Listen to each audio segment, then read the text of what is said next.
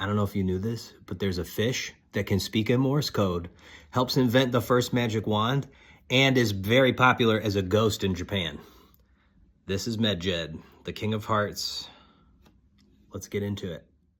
Medjed is a multifaceted figure. He has a whole city named after him, Medjed, which the Greeks renamed to Oxyrhynchus. That's hard to say.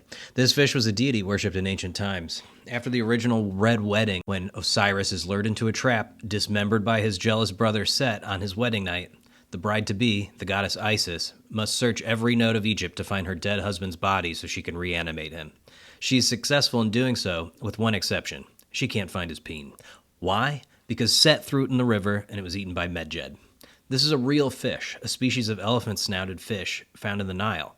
And if you ask me, they bear a striking resemblance to the mysterious Shah, which is the typhonic beast we use to describe Set's head before he became a donkey in late antiquity. I got to see some in Boston recently. What's fascinating about this little fish is that they have electroreceptors in their back tails, which they use to communicate with other fish, telegraphing out little impulses of electricity, presumably making the elephant-snouted fish the only species with language skills.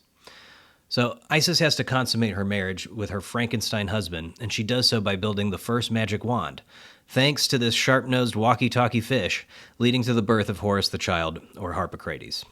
Medjed is usually depicted wearing the same headdress as Hathor, who will later be Horus's consort, with cow horns and a solar disk between it. Its appearance in Egyptian artifacts is typically as a votive statue of a little fish, or as an amulet that's hung around the neck.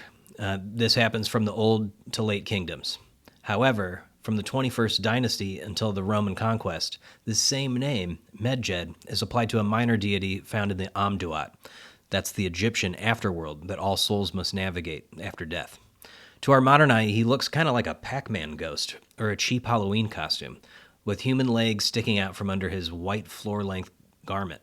Sometimes he has a red or yellow belt tied around his waist or forehead. Typically he's shown with two falcon-esque wadjet eyes, the well-known symbol of Horus. He might represent the anthropomorphized dome of heaven and the world beyond, or a yokoi-like oil jar. He's described as the unseen smiter, which sounds real spooky.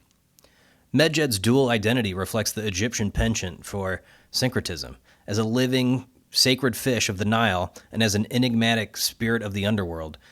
His myth not only highlights the interplay between nature and divinity in ancient Egypt, but also has influenced our cultural imagery of today, echoing through modern memes and even inspiring hints of his likeness in Japanese video games and pop culture.